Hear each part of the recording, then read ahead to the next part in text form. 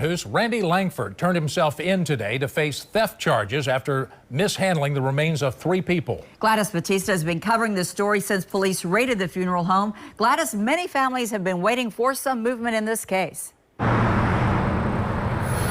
Yeah, that's right, Vicki. We got our hands on this probable cause affidavit that outlines what police found when they raided this funeral home back on July 1st.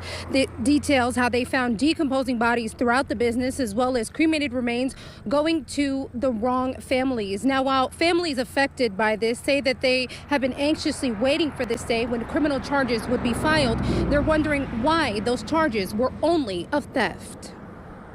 Nearly 2 months after the gruesome discovery inside Langford Funeral Home of decomposing bodies and cremated remains. He destroyed a lot of families, you know, and that's just not right.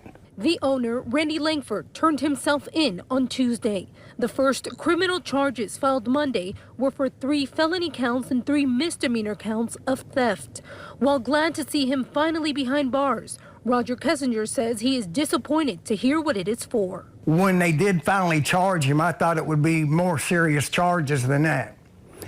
So now I'm kind of concerned that just these charges isn't going to keep him where he needs to be, as long as where he needs to be. Kessinger says he still struggles after Langford told him his brother Mickey had been cremated, only to learn that wasn't true.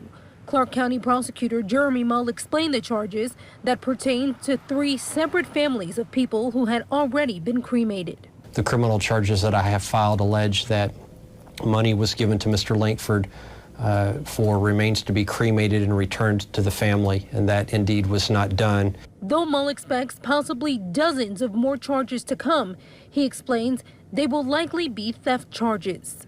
In reviewing the situation, I looked at the cremation statutes, the abuse of corpse statutes, the theft statutes, and at the end of the day, these are the crimes that I believe the evidence supports. And as families like Kessinger's continue to struggle with what Langford did, He done all but killed all them people. He's destroyed a lot of families, including myself. we asked Mull about what Indiana law allows. It is not illegal to store these bodies and just have them in the way that Randy Langford had them when they were found by police. I've been unable to find any criminal statute that fit this situation other than the ones that I've charged. Now, Vicki Rick, if Langford is convicted on these charges, he faces up to 7.5 years in prison. He's also facing a civil class action lawsuit brought against him by multiple families affected. We're live in Jeffersonville for you tonight. Gladys Bautista, WOKY News.